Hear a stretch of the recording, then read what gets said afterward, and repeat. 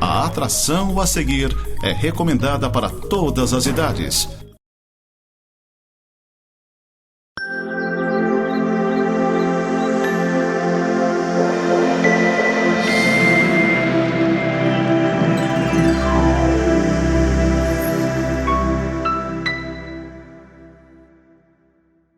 Olá, seja bem-vindo ao programa Semeando para a Vida Eterna. Este é um programa da Igreja Presbiteriana de Lages. Nós estamos em Lages há mais de 100 anos, ali no centro, na rua Fausto de Souza, número 353, ao lado do Cieja, em frente do Quero Café. É a igreja evangélica mais antiga de Lages. E a nossa alegria é mostrar às pessoas que Deus existe, que Ele fala conosco e que Ele usa a palavra de Deus, a Bíblia, para falar com você. Que nós fomos feitos por Ele, mas nos rebelamos e resolvemos andar nos nossos próprios caminhos. Mas que Deus nos amou. Deus enviou Jesus Cristo para morrer em nosso lugar. E agora nós podemos de novo estar em contato e em comunhão com Deus. Essa é a vontade de Deus para as nossas vidas. As nossas principais atividades são os domingos. 9 horas da manhã um culto, 10 horas da manhã escola dominical e às 19 horas mais um culto ao Senhor. Você é convidado para estar conosco. Eu queria orar com você antes de nós começarmos a meditar na palavra de Deus. Senhor nosso Deus e Pai, nós queremos te agradecer por esse momento que nós podemos parar, Senhor Deus, para escutar a Tua vontade, para conhecer mais a Ti, para buscarmos mais ao Senhor. Te imploramos, Pai Santo, que o Senhor fale ao nosso coração. É a nossa oração em nome de Jesus Cristo. Amém. Nos últimos programas nós temos estudado sobre a carta de Tiago. E nesse programa a gente sempre estuda a palavra de Deus. E a carta de Tiago é uma carta riquíssima porque tenta mostrar para um povo que estava sendo perseguido quais ações, quais atitudes, quais considerações eles deveriam ter diante da perseguição, diante do sofrimento, diante da angústia. Hoje em dia a gente não é perseguido pela nossa fé. Perseguição clara, perigo de morrer. Nós sofremos outras coisas. Sofremos o perigo de sermos cancelados. Aliás, isso aí é uma coisa muito vaga, né? Outro dia eu vi uma notícia de um ator de Hollywood, de uma pessoa chegou para ele e perguntou assim: você não tem medo de ser cancelado? Ele falou assim: as pessoas podem até querer me apagar da história, mas a minha vida demonstra quem eu sou. Então nós não temos que ter medo de sermos cancelados por causa da nossa fé. Nós precisamos antes viver uma fé digna, uma fé verdadeira, uma fé que demonstra crença, mas que também demonstre prática. E essa é a tônica, esse é o ponto central da carta de Tiago. Ele sempre vai dizer: olha, o que está acontecendo com vocês é que vocês não estão vivendo o Evangelho. Vocês são corrigir nesses pontos. E isso sempre é lindo na palavra de Deus. Deus nunca usou os homens que Ele preparou para chegar e destruir simplesmente com as pessoas. Ele sempre usa esses homens para mostrar onde nós erramos e o que nós precisamos ser corrigidos. Começou lá com Adão e Eva. Quando Adão e Eva se rebelaram, desobedeceram a Deus, Deus falou para eles: eu não tinha te pedido somente isso, que me obedecesse e não comesse do fruto da árvore do conhecimento do bem e do mal? Logo depois, foi também com Caim, filho de Adão e Eva, que queria matar a seu irmão Abel. E Deus vira para ele e fala assim: o teu pecado jaz à tua porta, cabe a ti dominá-lo. E foi assim em toda a história do cristianismo, em toda a história do judaísmo. Deus nunca chegou para o povo de Deus e falou assim: vocês não prestam. Ele sempre fala: olha, vocês estão errados nesses pontos. Me lembra muito um bom pai. Um bom pai sempre chama o seu filho e mostra aquilo que ele precisa corrigir. E nunca chega e fala assim: você não tem jeito, hein, filho? Deus é o nosso Pai Celeste. E agora, encerrando essa série de programas que ele fala sobre a língua e sobre a nossa fala e sobre o nosso coração, ele vai tratar especificamente sobre a fonte da nossa vida.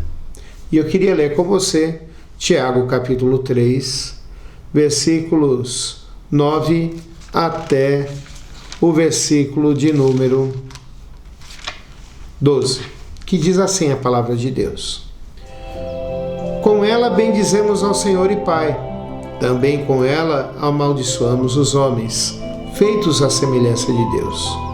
De uma só boca procede bênção e maldição.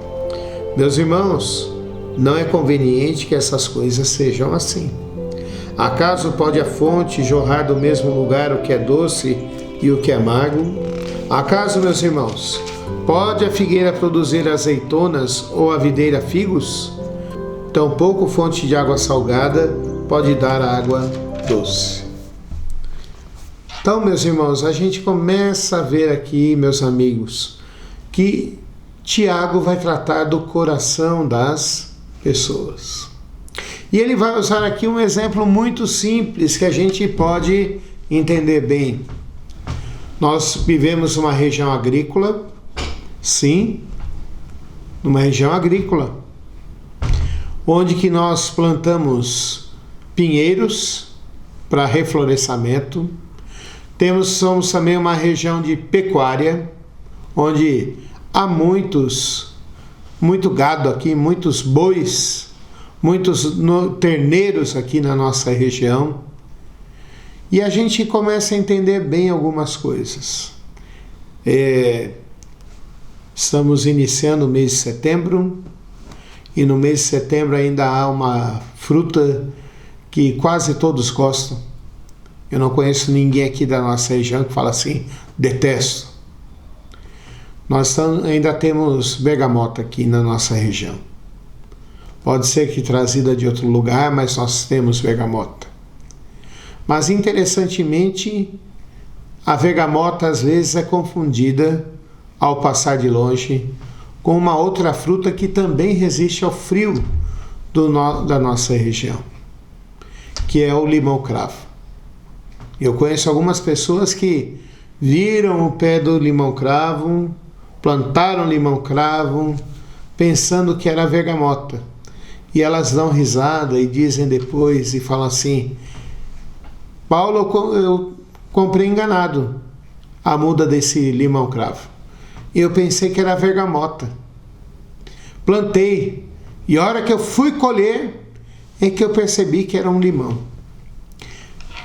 A gente dá risada ao ouvir isso, porque aparentemente, quando os limões estão maduros, realmente, se você não olhar muito bem, não prestar muita atenção, você vai pensar que é uma laranja ou vai pensar que é uma bergamota. Mas depois, na hora que você experimenta aquilo, experimenta o limão-cravo, você vê que não é tão azedo quanto o Tahiti, mas ele é azedo e não tem nada de bergamota.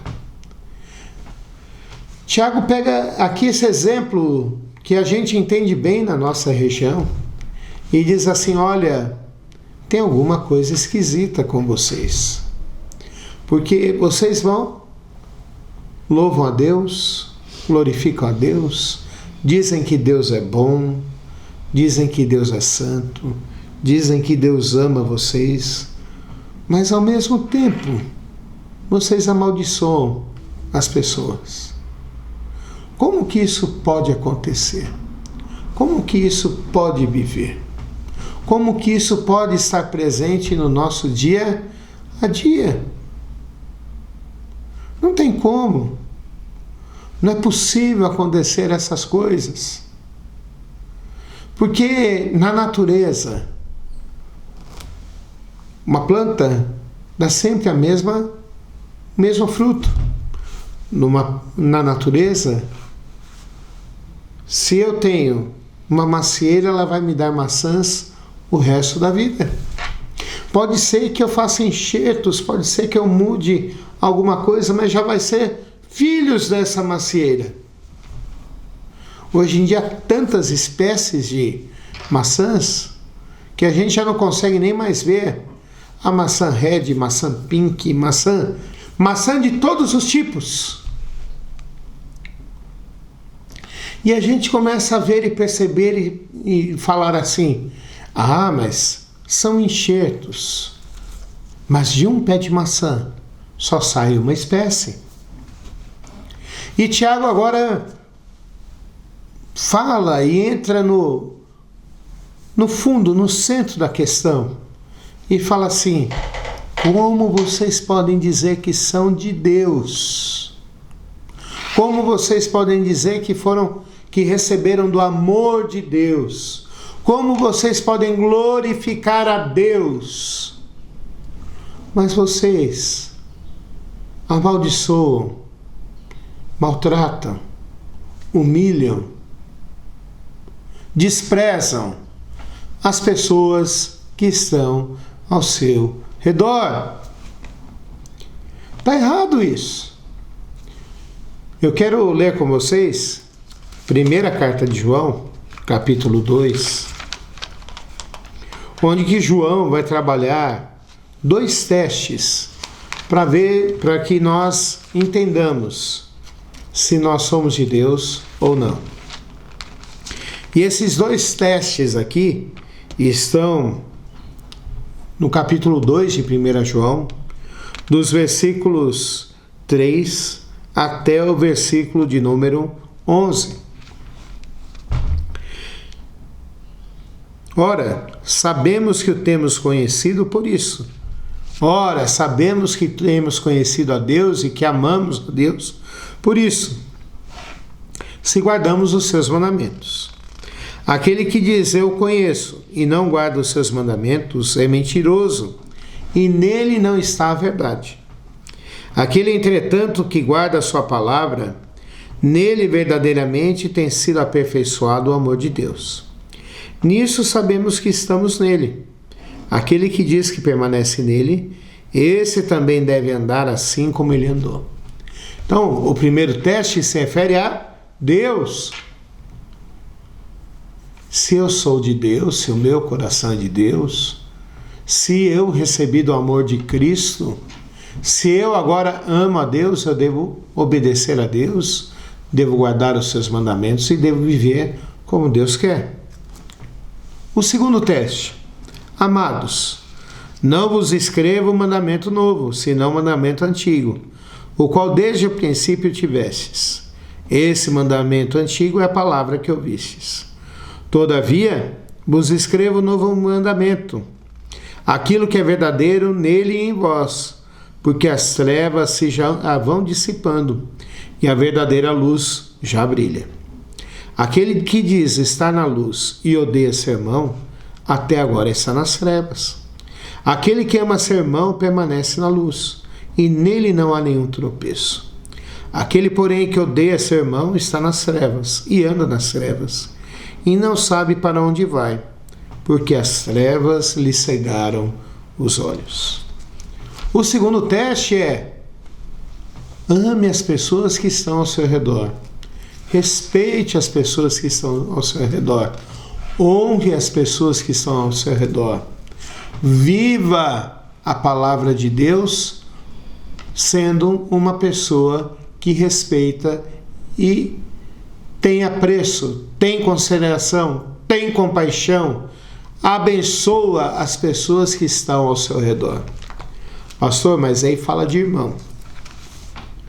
Você quer discutir sobre isso? Então vamos lá.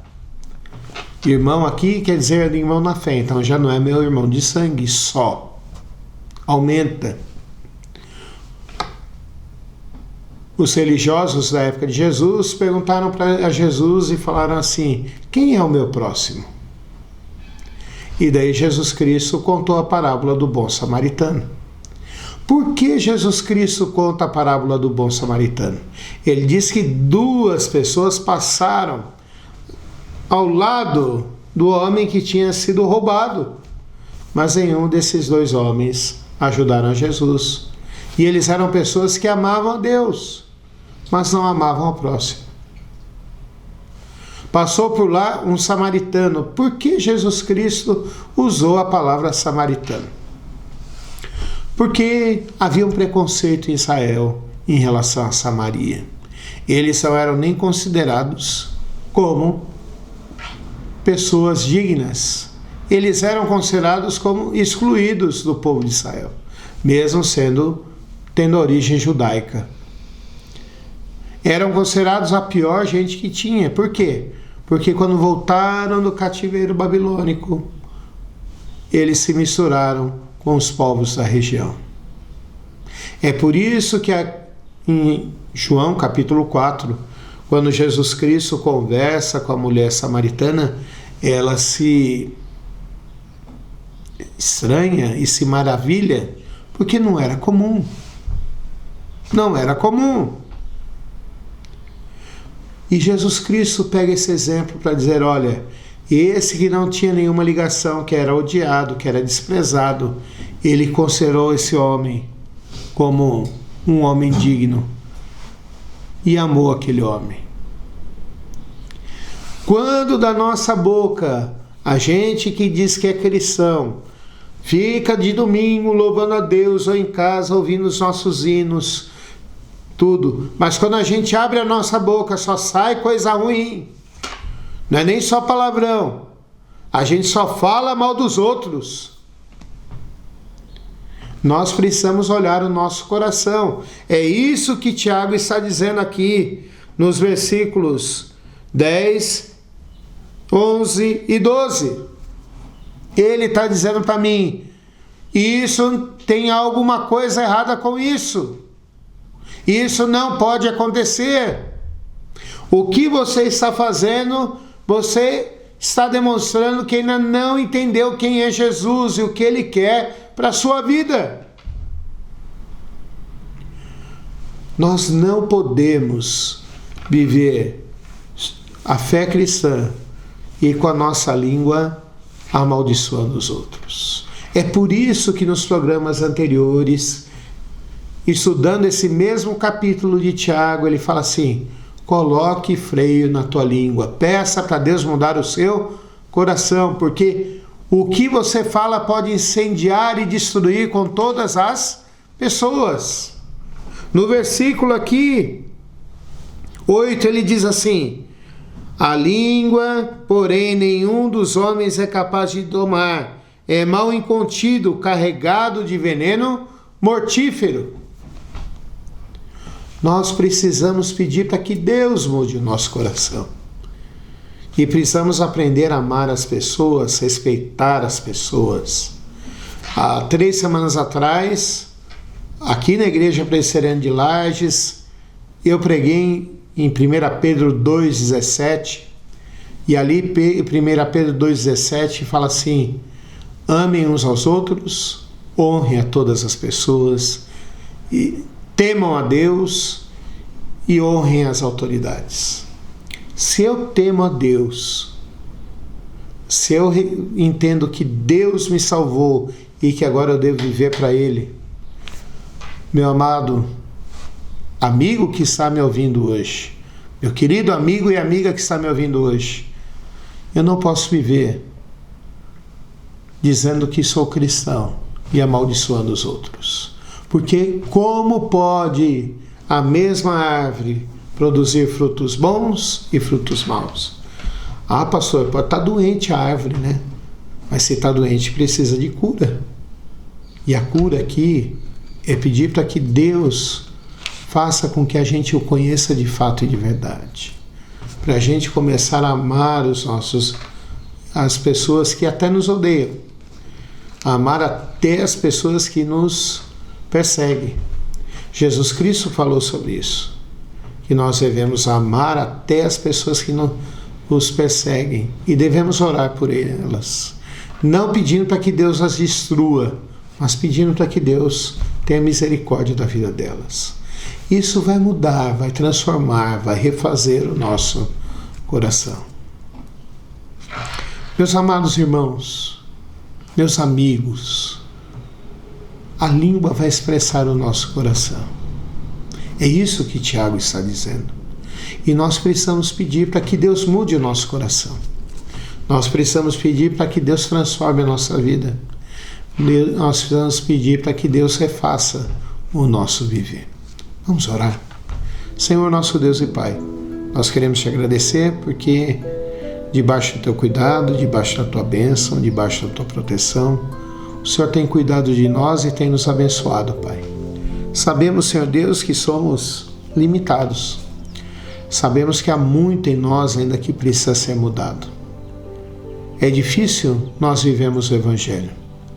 Mas quando nós vemos essa imagem no espelho, nós precisamos reconhecer que precisamos que o Senhor nos transforme, Pai. Transforme a nossa vida, transforme o nosso ser, transforme o nosso viver, Pai, para a tua honra e tua glória. Abençoa-nos, Senhor Deus, faz com que vivamos uma vida sadia, uma vida debaixo da tua bênção, uma vida debaixo da tua graça, e que sempre produzamos bons frutos, Pai Santo. Abençoa-nos, Senhor Deus. Oramos isso em nome de Jesus Cristo. Amém. Que Deus te abençoe, que Deus te dê uma boa semana. Convido você para estar conosco lá na Igreja Presbiteriana de Lages. Até o próximo programa. Fique com a Nova Era TV. Aqueles discípulos tomaram um susto naquele barco. Quando as ondas começaram a crescer e os ventos começaram a soprar e tudo parecia perdido. E o mestre parecia que não estava nem aí. De repente alguém lembrou de chamar Jesus e perguntar: Senhor, não te importa que pereçamos? Nessa noite o Senhor quer ser incomodado por você também. Incomoda Jesus aí onde você está. Incomoda o Senhor com a tua adoração, com o teu louvor, com o teu clamor. Porque nessa noite, nesse lugar, você pode clamar e Deus vai ouvir e Ele vai responder e o mar vai se acalmar e a tempestade vai passar, querido. Creia! Mestre, o vento balançou meu barco. Mestre, estou à beira de um naufrágio. Mestre, será que não vês? Será que eu vou perecer? Sinto na pele o frio desse vento. Chego a crer que não estás me vendo. Lembro que estás logo ali na proa do meu barco a dormir. Eu sei que não estou só e já posso crer que amanhã vai ser bem melhor. Porque só porque estás comigo eu posso clamar. Eu acredito que eu não vou naufragar. Só porque estás, eu posso clamar.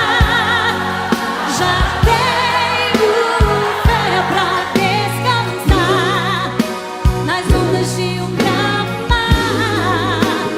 Sim, eu posso clamar. Mestre, vem me ajudar.